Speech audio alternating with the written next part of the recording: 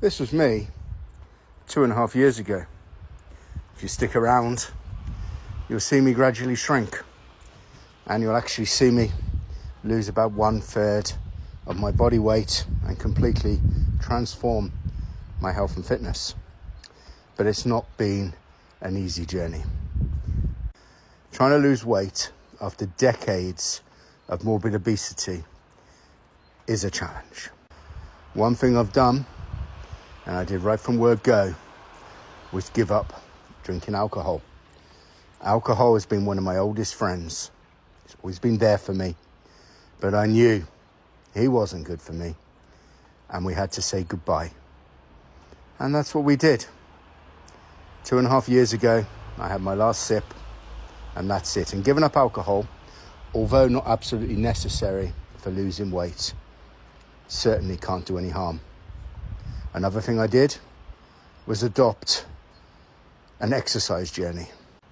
At the beginning, even taking the simplest of exercise was very difficult. Touching my toes was a mission. And trying to do squats ended badly. And I couldn't even lift my body weight to even do one simple press up. And that's as I was. So I began dancing. I began dancing for weight loss. Now, it would be a lie to say that this was ever a planned strategy. I started off just messing around in the park, in the garden, in the house, with my wife and with my children, just for a bit of a laugh, just to make a few videos for social media and to illustrate the size that I got to as I was beginning my weight loss journey. But it became pretty addictive, pretty infectious. I started to really enjoy it. So I began to dance more regularly. And I began to dance everywhere I went. And of course, it became a bit of a novelty factor. But at the same time, it's something which has had a huge benefit. Not so much on the cardiovascular aspect, because I'm never going to burn off enough calories with my playing around dancing. But in terms of improving my mental health. Dancing has had a huge effect on my mental health. It's really helped me to get into a good place. It's a lot of fun. It's a lot of activity. And it makes me smile. And it keeps me going. It's something I always look forward to. And being in the right place psychologically is absolutely pivotal to a weight loss journey. You're not just overcoming physical barriers.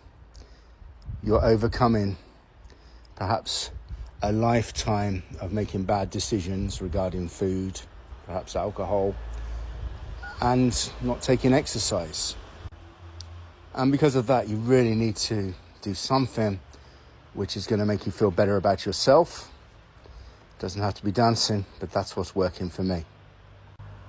The very low calorie diet is more significant because the change of diet is what brings about weight loss. You have to adopt a calorie deficit. You have to be burning off more calories than you are consuming so that you lose weight. The dancing isn't going to do that, but by eating a very low calorie diet, I'm able to do that successfully. I use products from a now defunct company called Slim and Save, which made a dramatic hole in my considerable bulk, 410 pounds or 186 kilograms. And that really helped me to get started. And it meant that within the first 6 months, I'd lost about 100 pounds. And the difference was easy to see. I even became slimmer than the Gruffalo.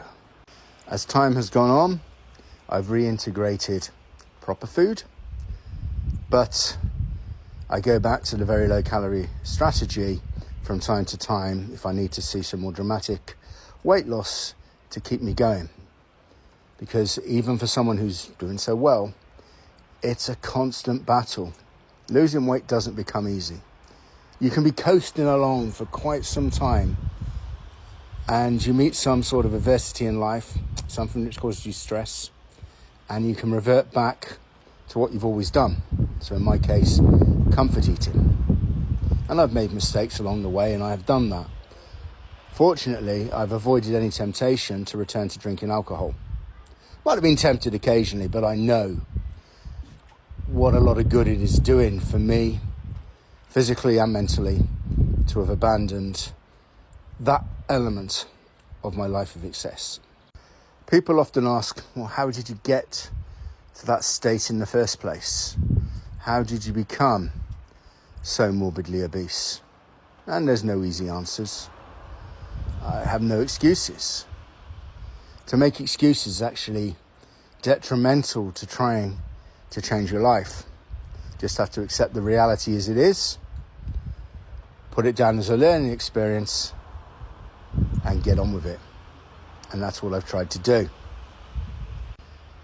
But I have been a big boy since my teenage years, really. People used to tell me I was overweight in childhood, but when I look back, that wasn't really the case.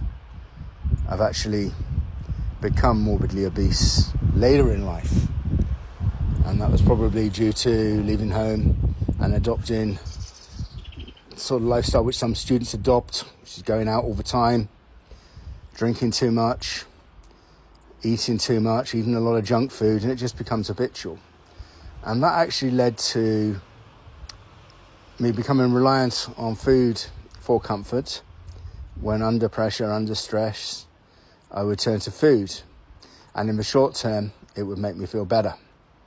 It would give me a little bit of respite from the problems that I was experiencing, many of which I'd built up to a hill of beans and perhaps weren't actually real problems. So I'd be doing things on the way home from work into my 30s where I'd stop at a convenience store and buy crisps, stroke chips, biscuits, stroke cookies, sweets, stroke candy, chocolate, any form of just rubbish food. And I'd also visit McDonald's on the way to work for a massive breakfast from double portions. And I knew it wasn't good. I knew it wasn't good for my health. I knew it wasn't good for me physically or mentally. But I was stuck in a rut. And breaking free from that has been quite a challenge. And I've gradually done so even before I'd started on the weight loss journey. But it's something which I had to do. And I think psychologically I'm in a much better place. But I know I've still got a lot of obstacles to overcome. There is a danger of backsliding. And I have made some mistakes and I have backslid a little bit. I'll be honest about it. Right now, I know I've got to kick on. I've got to rediscover the impetus and just get back on the horse properly. I've lost a lot of weight, but I'm nowhere near a healthy weight. I need to lose about the same amount of weight again. But I don't set myself targets because I feel targets can often be detrimental to progress. It's better just to chip away. Celebrate the successes on a weekly basis. If you've lost a pound or two, that's a success. If you haven't gained weight, that's a success. And to adopt that mindset really helps. Because otherwise, you can get disappointed too quickly and fall back into your old traps. The little fat person inside you will always be there whispering in your ear and telling you, oh, you can take a break. It won't hurt if you just have a slice of cake. It won't hurt if you go to the chippy. And the odd break doesn't hurt. But it becomes habitual again if you've got these sorts of comfort eating issues, which I and many other people have. So the love of my family, their support, unfaltering support, has been pivotal in the journey. I couldn't have done it without them, and I couldn't have done it without you guys supporting me on social media. I've made a series where I outline a lot of this in a lot more depth. And perhaps you can subscribe and see how Bye Bye Fat Man continues to lose weight.